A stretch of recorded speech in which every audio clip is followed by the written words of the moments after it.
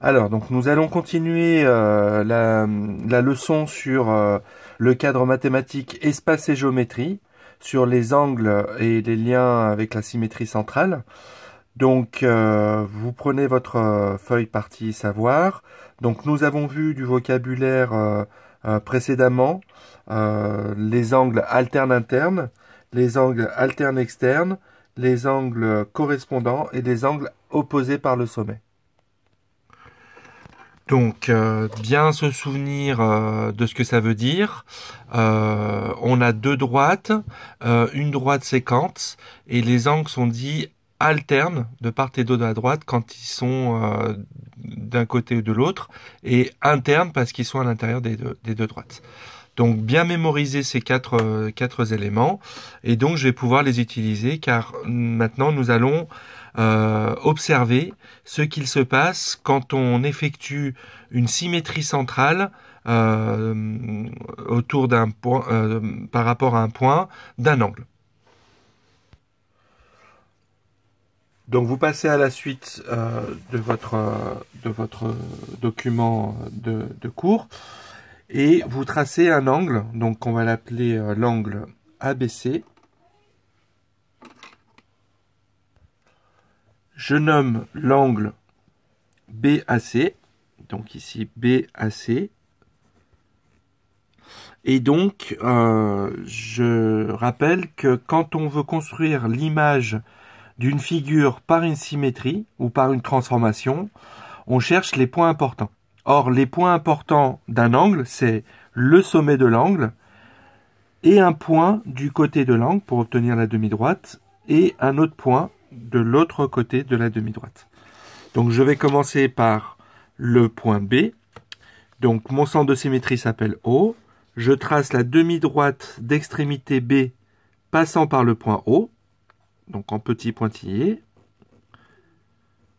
Donc je la fais assez prolongée pour que je puisse avoir la possibilité de trouver les intersections. Et puis je reporte donc la mesure BO à partir du point O. Donc j'obtiens le point B', qui est l'image du point B par la symétrie de centraux. Je recommence ici avec le point A, le sommet de l'angle BAC. Donc, je trace la demi-droite d'extrémité A, le point A passant par le point O. Or, cette demi-droite est déjà tracée, donc je n'ai pas besoin de la tracer ici. Et je reporte, donc je vais le faire ici, de cette manière-là. Je reporte la longueur. En fait, si on regarde, c'est comme si je faisais un demi-tour avec le compas. Et j'obtiens ici le point A'. Alors, je peux coder mes longueurs. C'est toujours une bonne habitude à prendre. Et donc, il me reste le point C. Donc, le point C, la symétrie de centraux fait que je vais tracer la demi-droite d'extrémité C passant par le point O. Elle est déjà tracée. Je peux pas la peine de la tracer à nouveau. Et je reporte la longueur du segment OC. Donc, bien comprendre qu'on fait effectivement un demi-tour et j'obtiens le point C'. Et je note C'. Donc, je viens d'obtenir l'image des points B, A et C par la symétrie de centraux. Je peux donc tracer l'angle image. Donc, mon sommet sera A', ici. Et je peux faire deux observations.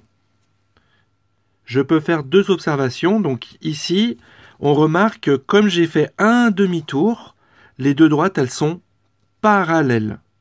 Donc en symétrie centrale, quand on regarde l'image d'une droite par la symétrie centrale ou d'une demi-droite, on obtient une demi-droite ou une droite qui lui est parallèle. Donc ça, c'est une première observation qui est importante. Et deuxième observation que l'on peut faire, puisqu'on a fait une symétrie centrale, la mesure de l'angle BAC est égale à la mesure de l'angle B', A', C'. Donc je vais noter ces deux informations par symétrie centrale.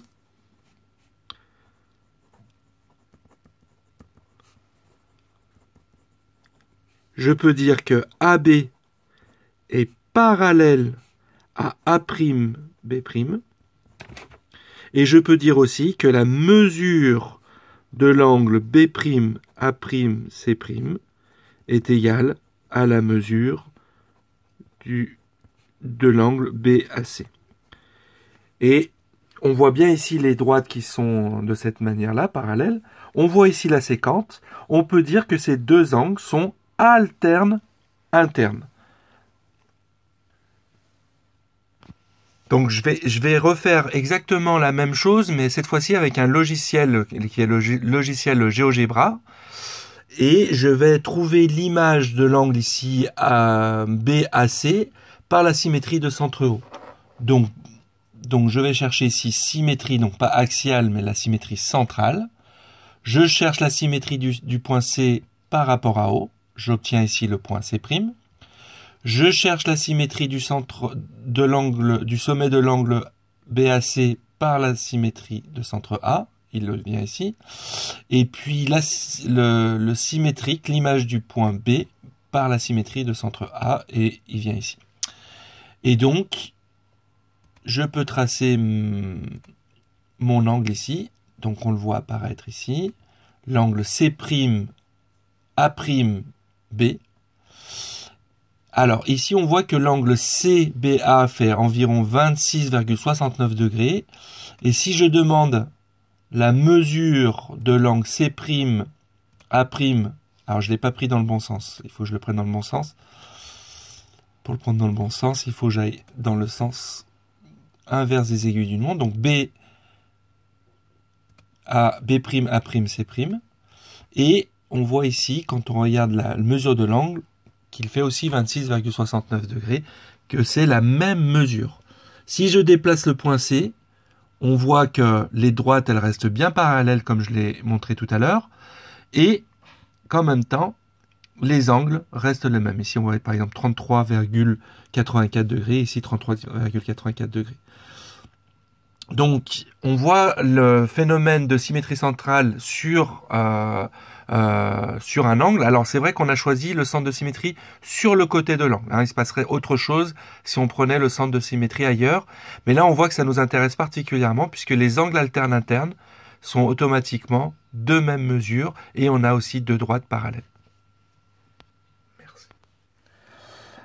Donc, de ces observations et de cette construction, en fait, on dit deux choses. On dit que si deux droites sont parallèles,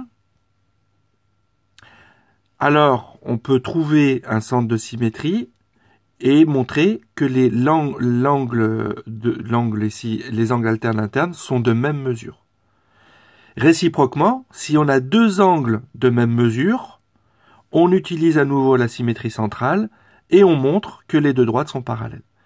Eh bien, ça a fait l'objet de deux propositions dans le livre 1 des 13 livres que Euclide a pu écrire. Donc, ces livres-là ont été écrits 3 siècles environ avant notre ère. Et dans le livre 1, on trouve ces deux propositions. Elles ont un numéro. Donc, la proposition numéro 27 et la proposition numéro 29 qui nous disent que quand deux angles, donc la proposition 27 qui nous dit que quand deux angles alternes internes sont de même mesure, alors les deux droites sont parallèles. Et la proposition 29 qu'on appelle la proposition réciproque, elle nous dit que si deux droites sont parallèles, alors les angles alternes internes sont de même mesure. Alors donc, ici voici la séquence. Si on suppose que les deux droites sont parallèles, alors les angles alternes internes sont de même mesure, donc ces deux-là ou alors ces deux-là. Et réciproquement, si les deux angles, si les deux droites sont parallèles, alors les angles alternes internes sont de même mesure. Donc proposition 27, donc on l'écrit. Si les angles alternes internes sont de même mesure, alors les deux droites sont parallèles. Et la proposition 29, réciproque, si deux droites sont parallèles, alors les angles alternes internes sont de même mesure. Donc, on l'écrit et on la mémorise par la même occasion, donc du livre 1 des éléments d'Euclide.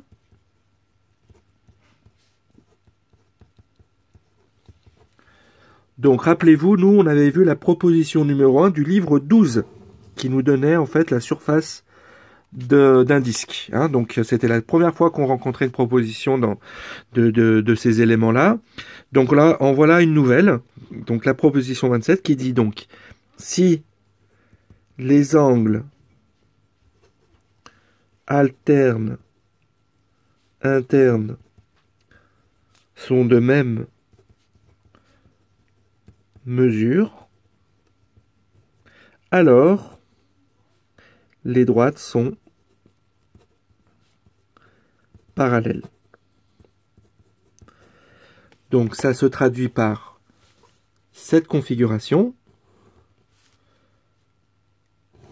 Donc je trace ici. Hein, si les deux angles ici sont de même mesure, alors les deux droites sont parallèles. Voilà dans le registre figuratif. Proposition numéro 29, qui est appelée la proposition réciproque. C'est surtout celle-ci qu'on va utiliser par la suite. Donc du livre 1 des éléments d'Euclide.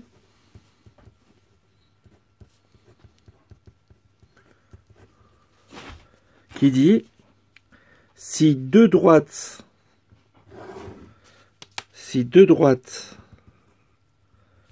sont parallèles,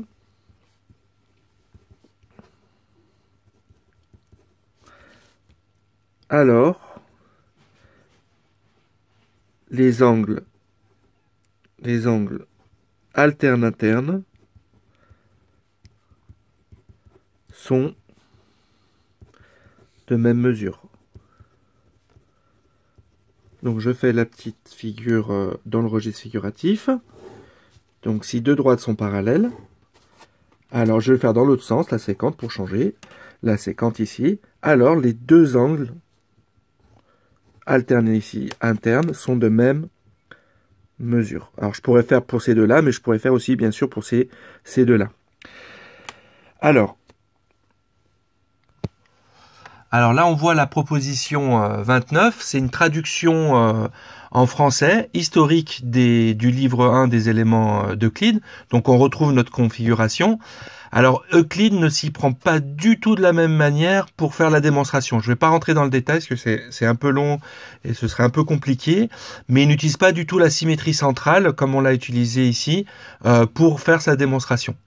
La symétrie centrale est une façon de voir la géométrie beaucoup plus moderne qu'on va rencontrer beaucoup plus tard dans l'histoire des mathématiques.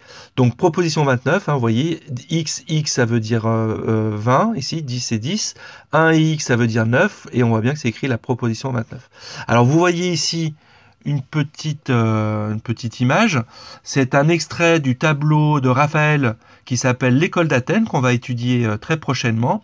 On voit ici ce personnage qui représente Euclide, parfois certains disent que c'est Archimède, et qui tient un compas. Donc Euclide est vraiment connu pour ses éléments de géométrie hein, qu'il a écrit.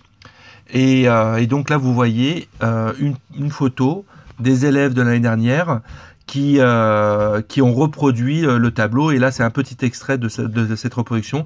Donc, on voit Euclide ici qui tient son compas, Ératosthène la planète Terre, etc. Alors, tu reviens là. Alors, bien retenir que c'est si on a cette condition, alors on dit que les droites sont parallèles. Donc, on entoure bien le si alors. Et la réciproque, elle nous dit que si deux droites sont parallèles, alors les angles internes sont de même mesure. Et on peut remplacer les mots alterne interne par alterne externe